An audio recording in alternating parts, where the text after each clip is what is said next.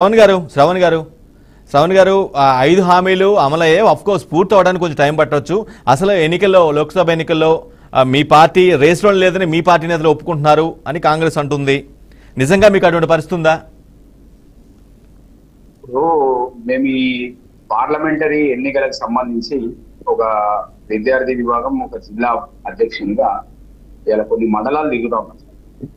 అంటే కొన్ని మండలాలు ఈ మున్సిపాలిటీలు కార్పొరేషన్ తిరుగుతున్నటువంటి సందర్భం ప్రజల నుంచి వచ్చేటువంటి మాట ఏంటి అని అంటే, అయ్యో సార్ మేము మోసపోయినాం, అయ్యో సార్ ఇలా మేము మోసపడుతున్నాం, మనకి నమ్మి ఓట్లు వేసినాం, ఇలా ఓట్లు వేస్తే మా బతుకులు రోడ్డు మీద పడ్డాయి అనేటువంటి ఒక మాట ఇలా చాలా అందరి నోట, అంటే ఎవరైతే సామాన్య కుటుంబాలకు చెందినటువంటి పేద మధ్య బడు బలహీన వర్గాలకు చెందినటువంటి ప్రజల నుండి వచ్చేటువంటి మాట, సార్ మేము మోసపోయినాం, మా బతుకులు రోడ్డు మీద పడ్డాయి, కానీ ఈసారి మాకు కేసీఆర్ రావాలి అంటే మేము మాజీ ఎమ్మెల్యేలను మా పార్లమెంటరీ పార్టీ అభ్యర్థులను పట్టుకొని తిరుగుతా ఉంటే వారు మా ఎమ్మెల్యేలతో మాట్లాడుతున్న మాజీ ఎమ్మెల్యే గారితో మాట్లాడుతున్నటువంటి ముక్కలు ఎలా మేము చెప్తా ఉన్నాం. ఏదో కల్పించుకొని చెప్పడానికో లేకపోతే నా ఇచ్చి నేను అనుకొని చెప్పడానికో అనే అవసరం మాకు లేదు.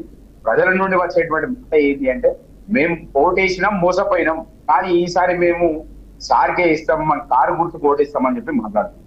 అయితే మేము రేస్ లో లేము అని చెప్పి మాట్లాడుతున్నటువంటి సందీప్ గారు ఒకటి నేను సూటిగా అడుగుతున్నాను. రేస్ లో లేనటువంటి టిఆర్ఎస్ పార్టీ 39 అసెంబ్లీ స్థానాలు గెలిచిందా అంటే ఉత్తగానే గెలిచిందా? ఇది ఒక మీకు సమాధానం చెప్పాలి. ఎందుకంటే రేస్ లో లేదు, ఆడలేదు, ఈడలేదు అంటున్నారు కదా. లేనప్పుడు ప్రజలు ఎందుకు మాకు ఇలా 39 సీట్లు ఇచ్చి మమ్మల్ని ఇలా ప్రధాన ప్రతిపక్ష పార్టీగా కూర్చోబెట్టింది కదా? ఇది ఒకటి సమాధానం చెప్పాలి. ఇంకొకటి 5 గ్యారెంటీలు అమలు చేసినాం, 6 గ్యారెంటీలు అమలు చేసినాం అంటున్నారు కదా. అసలు మీరు ఇచ్చినటువంటి 6 గ్యారెంటీల అమలు అనేది బోగస్, మొత్తం కూడా అంతా బోగస్. మీరు ఏ ఒక్క హామీ ఎక్కడ స్పష్టంగా నెరవేర్చారు, ఏది ఎక్కడ ఒక్కసారి ఫుల్ ఫ్లెడ్జ్ గా 100% ఎక్కడ అమలైందని చెప్పి ఒకసారి మీరు చెప్పాలి. ఈ హామీ ఒకటి ఫస్ట్ పూర్తిగా అమలు కాలేదని కాంగ్రెస్ సందీప్ గారు కూడా ఒప్పుకుంటున్నారు. శ్రవణ్ గారు పూర్తిగా అమలు కాలేదని ఆయన కూడా ఒప్పుకుంటున్నారు. ఇనిషియేట్ అయ్యాయి, కొంచెం పూర్తిగా ఫుల్ఫిల్ అవడానికి కొద్ది సమయం పడుతుందని అంటున్నారు. ఆయన క్లారిటీగానే చెప్తున్నారు. అది ఎక్కడ ఇనిషియేట్ అయింది అని అడుగుతున్నాం. సరే సార్, ప్రజాపాలన అని పెట్టారు, దరఖాస్తులు తీసుకున్నారు, ఏది గృహజ్యోతి పథకం అని, ఇంకొకటి ఆసరా పెన్షన్లు ఇస్తామని, ఇంకోటి ఏంది మన రేషన్ కార్డులు ఇస్తామని, ఉద్యమకారులకి ఏంది 250 గజాల స్థలం ఇస్తామని, ఇంకా రకరకాలుగా హామీలు ఇచ్చి అప్పుడు దరఖాస్తులన్నీ కూడా స్వీకరించడం జరిగింది. మరి ఈ తీసుకున్నటువంటి దరఖాస్తులలో ఇవి 6 గ్యారెంటీల కిందనే పెట్టిరు. అది కూడా అది ఎక్కడ స్టార్ట్ అయిందని చెప్పి అడుగుతున్నాం. ఇంకొకటి సార్, మీరు స్టార్ట్ చేసి అంటున్నారు సార్, మీరు స్టార్ట్ చేసినటువంటి ఏదైతే 200 యూనిట్ల ఉచిత విద్యుత్ అని ఏదైతే ఉన్నదో, ఈ ఉచిత విద్యుత్తుల ఇదంతా కూడా అసలు ఎక్కడ కూడా జరగలేదు సార్. కేవలం 1 నెల మాత్రమే జరిగింది. అది నెక్స్ట్ నెల నుండి 201 యూనిట్లు వస్తే ఈ నెలది ఆ నెలది కలిపి 2 నెలది కూడా బిల్లు కట్టినటువంటి సందర్భాన్ని ఇయ్యాలా? అది ఒకసారి మీరు క్రాస్ చెక్ చేసుకోండి. మీరు ఇచ్చినటువంటి హామీలన్నీ కూడా అమలు కావాలి అంటే ఈ రాష్ట్ర ప్రభుత్వ ఖజానాకి కొన్ని వేల కోట్ల రూపాయల నష్టం జరిగేటువంటి అవకాశం ఉంది. ఈ రాష్ట్ర ప్రభుత్వం అంటే రేవంత్ రెడ్డి గారే మాట్లాడుతున్నారు. ఏం మాట్లాడుతున్నారు ముఖ్యమంత్రి గారు? ఈ రాష్ట్రం బీఆర్ఎస్ పార్టీ ప్రభుత్వం మొత్తం ఖజానా అంతా ఖాళీ చేసింది, కొన్ని వేల కోట్ల రూపాయలు అప్పు చేసి మా మీద పెట్టిపోయింది అంటున్నారు. ఈ వేల కోట్ల అప్పు తీర్చాలి, మళ్ళీ ఇప్పుడు పెట్టినటువంటి పథకాలు ఏవైతున్నాయో ఈ పథకాలకు కూడా అమలు కావాలంటే మళ్ళీ వేల కోట్ల రూపాయలు కావాల్సినటువంటి, అంటే తెలిసి కూడా అంటే ఈ ప్రజలను, తెలంగాణ ప్రాంతంలో ఉన్న ప్రజలను అందరినీ కూడా మోసం చేయడానికే ఈ బోగస్ హామీలు. ఏ ఒక్క హామీ కూడా 100% ఎక్కడ నెరవేరలేదు, అసలు ఇంప్లిమెంటేషన్ కాలేదు, అసలు స్టార్ట్ కూడా కాలేదని చెప్పి కూడా ఈ సందర్భంగా తెలియజేస్తారు. రైట్. సందీప్ గారు, ఇందాక మీరు మాట్లాడారు ఆ రేస్ లో లేరు, వాళ్ళకి అభ్యర్థులు లేరని.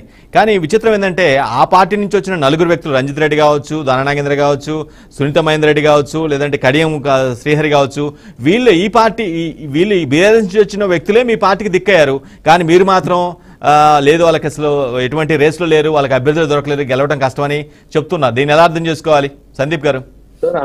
అందుకే చెప్తున్నాను సార్, బీఆర్ఎస్ పార్టీలు ఉంటే వాళ్ళు ప్రజాసేవ చేయలేరు, వాళ్ళు ప్రజాసేవ చేయనియ్యరు, బీఆర్ఎస్ పార్టీల భవిష్యత్తు లేదు కాబట్టే కాంగ్రెస్కి వెళ్తాము, కాంగ్రెస్ నుంచి ప్రజాపాలన చేస్తాము, కాంగ్రెస్ తో చేతులు కలిపితేనే ప్రజలకు ఏమైనా సేవ చేయగలుగుతామనే ఆలోచనతోని వాళ్ళందరూ కాంగ్రెస్ పార్టీకి రావడం జరిగింది.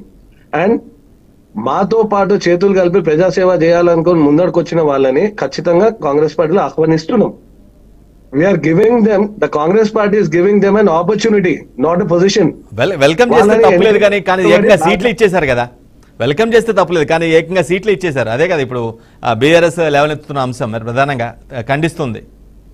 ఖచ్చితంగా సార్, బీఆర్ఎస్ పార్టీ వాళ్ళకి టికెట్ ఇస్తే వద్దు అనుకుని కాంగ్రెస్ పార్టీ నుంచి రిప్రజెంట్ చేయడానికి వచ్చిన వాళ్ళు కదా వాళ్ళు. టీఆర్ఎస్ పార్టీ టికెట్ ఇస్తే వద్దు మొర్రో మేము ఆ పార్టీ నుంచి కొట్లాడమని చెప్పేసి వచ్చిన వాళ్ళు కదా. ఓకే, వాళ్ళు రెస్పాన్సిబుల్ గా సోషల్ పబ్లిక్ కి సర్వీస్ చేయాలని చెప్పేసి కాంగ్రెస్ పార్టీ హామీలు పబ్లిక్ లో అమలు చేస్తే వాళ్ళ భవిష్యత్తు బాగుంటది. At the same time Congress పార్టీలో అవకాశం ఉంటది, ఆ స్వేచ్ఛ ఉంటది. దాని ఆలోచనతోనే వాళ్ళు తీసుకున్న నిర్ణయం అది. దాన్ని మేము గౌరవించినాము, అవకాశం ఇచ్చినాము. ఇంప్లిమెంట్ ఎవరైనా ముందరకు వచ్చి కష్టపడతా అంటే అవకాశం ఇచ్చే సంస్కృతి కాంగ్రెస్ పార్టీది. కష్టపడతా అనేటోళ్ళని ఎవరిని కూడా నోరు మెదలనీయకుండా మాట్లాడిచ్చే సంస్కృతి బీఆర్ఎస్ పార్టీది. నేను శ్రవణ్ మేయన్ ఒకటే అడుగుతున్నా, శ్రవణ్ గారు ఒక రెస్పాన్సిబుల్ లీడర్ కదా, నేనేం అడుగుతున్నా అంటే ప్రజాపాలనల బేగంపేటకి పోతే ప్రజాభవన్ ఉంది, ఇప్పుడు అప్పుడు ప్రగతి భవన్ ఉండే. శ్రవణ్ గారు ఎన్నిసార్లు ప్రగతి భవన్ లోపలికి వెళ్ళారో ఒకసారి నాకు చెప్పగలుగుతారా? నేను ప్రజాపాలన శ్రవణ్ గారు అడిగినారు ఏమనంటే ఎక్కడ జరుగుతున్నాయి. మీరు ఇవాళ పొద్దున రోజు మీరు ఎప్పుడన్నా కానీ రోజు పొద్దున అక్కడ ప్రజాభవన్కి వెళ్తే, ఇప్పుడు ప్రజాభవన్కి వెళ్తే లక్షల మంది అక్కడ నిలబడి సీఎం గారికి, డిప్యూటీ సీఎం గారికి దరఖాస్తులు ఇచ్చే అవకాశం ఉంది. అప్పుడున్న పరిపాలన ఖాళీ ఒక దొర కోటలో కూడా ఉన్నారు తప్ప నాయకులకి లేని ఒక ప్రపంచంలో ప్రజలకు ఏం మేలు జరుగుతుంది సార్? ఇప్పుడు మీరు నేను ఒక పార్టీ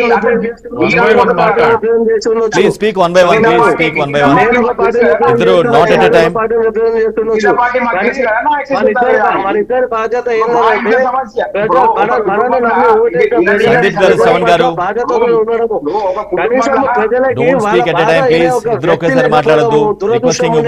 తొమ్మిదేళ్లలో ప్రజలను పక్కకు పెడితే సొంత పార్టీ పరిస్థితి ఉన్నప్పుడు మీ రేవంత్ రెడ్డి ఇంటి దగ్గర ఉన్నటువంటి కంచెలు కూలగొట్టండి అన్న ముందు. ఇంటి దగ్గర ఎవరైనా సెక్యూరిటీ పెడతారన్నా? మీరు ఆలోచన చేయండి. ఒక ముఖ్యమంత్రి ఇంటికి మినిమం సెక్యూరిటీ, అది ఒక ముఖ్యమంత్రి ఇంటికి మినిమం సెక్యూరిటీ ఎవరైనా ఇస్తారన్నా? ఇప్పుడు బీఆర్ఎస్ ప్రభుత్వం ఒక రాష్ట్ర ముఖ్యమంత్రికి మినిమం సెక్యూరిటీ అనేది ఖచ్చితంగా అవైలబుల్ ఉంటది. అది ఏ రాష్ట్ర ముఖ్యమంత్రికి అయినా. రేవంత్ రెడ్డి గారికి స్పెషల్ గా ఇయ్యలే అక్కడ. ఓ మినిమం సెక్యూరిటీ కామన్ సెన్స్ అది. ఒకేసారి మాట్లాడద్దు ప్లీజ్. సందీప్ గారు, శ్రవణ్ గారు ప్లీజ్ అర్థం చేసుకోండి. పరిస్థితి క్రియేట్ చేస్తే దాన్ని దురదృష్టకరం అనాలా? ఇవాళ నేను రేపు పొద్దున పోయి మా సీఎం ఇంట్లో నువ్వు రా, నేను తీసుకొని పోతా రేపు పొద్దున మా సీఎం దగ్గరికి. సబ్జెక్ట్ డిబేట్ అవుతుంది, అది సరికాదు. పాయింట్ డిబేట్ అవుతుంది. సచిన్ గారు, ఒకవేళ ఇన్ కేస్ ఆగస్ట్ 15th లోపుగా గవర్నమెంట్ చెప్పినట్టుగా, సంధు గారు మీకు మళ్ళీ అవకాశం ఇస్తాను. సచిన్ గారు